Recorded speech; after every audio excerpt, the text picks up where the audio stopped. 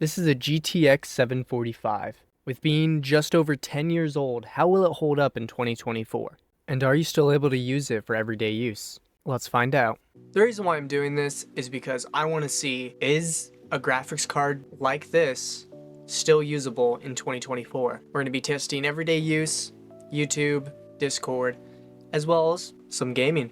After that, we're going to overclock this graphics card and see what's the most it can do. Let's talk about this graphics card while I install it into my computer. So the GTX 745 was released in early 2014, and it features 4GB of DDR3, along with 384 cores and 128-bit bus width. Now this isn't anything special, but some models of this card does support DX12. But now that it's in my computer, let's get into Windows. The first thing that I did when I got into Windows was download the drivers, and with those drivers downloading with no issues, I was able to watch YouTube at 1080p perfectly fine. And I was able to watch 4K videos with only a couple frame drops here and there, but nothing too extreme. And Discord had no issues whatsoever. Join my Discord, link in description. But now it's time to check out what everyone's looking for, the gaming. We're starting off with City Skylines running at 1080p low settings. We got an average of 35 FPS with a maximum of 48 and a minimum of 7, which is definitely a playable experience. I was able to build a little city. Later on, once you have a bigger city, I do believe that there will be issues and that you will lag a bit more. But until then, I don't see any issue playing this game. The next game that we have up is Fallout 4 running at 1080p low settings. I do have TAA and also textures are set to medium. We're getting an average of 31 FPS, which is pretty playable. I mean, this is very comparable to the original Xbox One and PS4. There was a couple stutters, and I mean, we only got down to a minimum of 24. It was very playable. If you're wanting more FPS, I recommend turning the settings down to 720p. Even medium settings should run better than this. The next game that we have up is Fortnite Reload, running at 1080p performance mode. I do have medium textures and medium view distance as well, I'm pretty sure. We are getting an average of 90 FPS with a minimum of 49 and a maximum of 137. I did cap the FPS at 144. I did not want it to lag so much to where it was jumping up from the 200s and 100s, and I really wanted a smooth experience, so I did cap it at 144. But overall, I mean, it's a very playable experience. I was able to play, and I mean, I didn't win any games on this graphics card, but I was still able to play some. If you're wanting to play the actual Battle Royale mode, it will take a performance hit, so do expect that, but I mean, it still should be playable. Now we're going to be looking at GTA 5 running at 1080p. We have a mixture of low and medium settings, and I am running DirectX 10 just because I personally find it to run better on these older graphics cards. And I mean, we're getting an average of 41 FPS with a maximum of 49 and a minimum of 35, which was a really smooth experience. And I mean, it was really nice to just drive around without major stuttering or any issues like that. If you're wanting more for 60 FPS, like I said for Fallout, bumping it down to 720p, hiring some of the settings, you're able to get a pretty good frame rate. And I mean, it's very playable no matter what. GTA Online might suffer with more performance issues. That's just because there's going to be more players and there's going to be more action around the world. So I could see that having an issue and it being just a little unplayable. Next up, we have Minecraft 1.21 immersed with shaders, running at 1080p fancy settings. We got an average of 115 FPS with a maximum of 166 and a minimum of 67. This is a very playable experience. We had the minimum of 67, mostly just because I'm running around loading new chunks. And I mean, on survival, this is going to be very playable.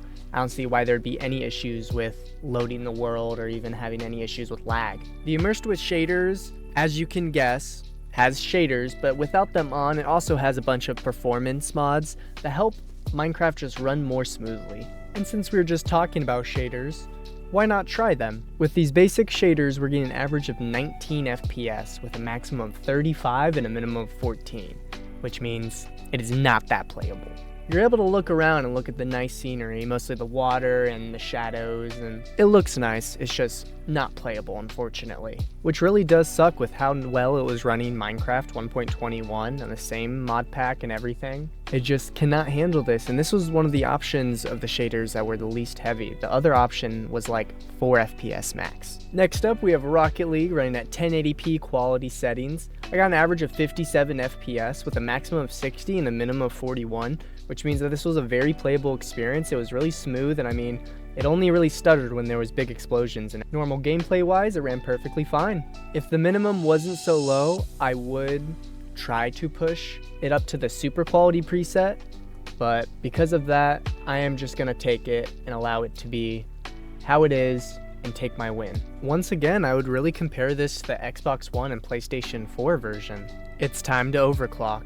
I was able to raise the memory speed by 200 megahertz and raise the GPU clock by only 75. Anything more would completely freeze my computer and just break the graphics card.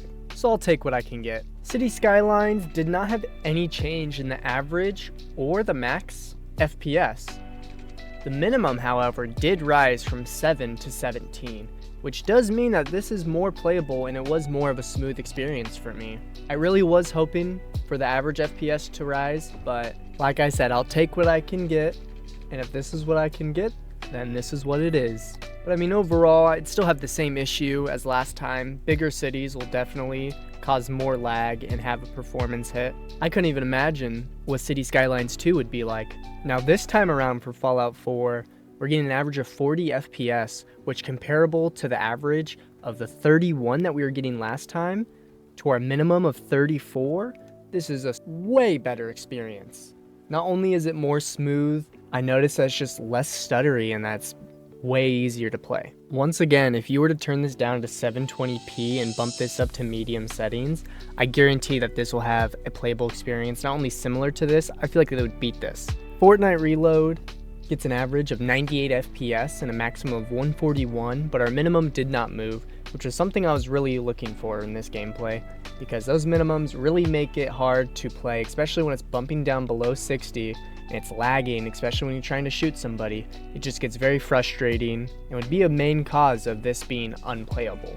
Once again, playing this in the Battle Royale mode will have a performance hit, but it should do really well, especially with it being overclocked. I don't see it having any issues, and it running similar to the original benchmark. While I was able to get into GTA 5 and start the game, I was not able to play past a couple steps. I was getting these visual flares as well as just a frozen computer, so I needed to reboot. It's a shame, I knew this game would have done really well being overclocked. Minecraft 1.21 just did not boot up in the first place, meaning we cannot do the shaders either, unfortunately. And Rocket League had the same issue the last two games had, except it was the most extreme out of them. I really was looking forward to playing a lot of these games. Overall, I think this graphics card honestly didn't do half bad. If you're wanting to play the latest AAA games, this is not the card for you.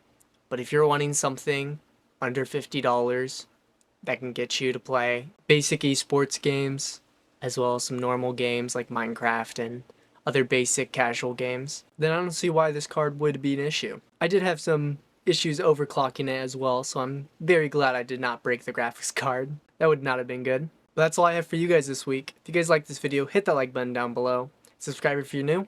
I'll see you guys next week.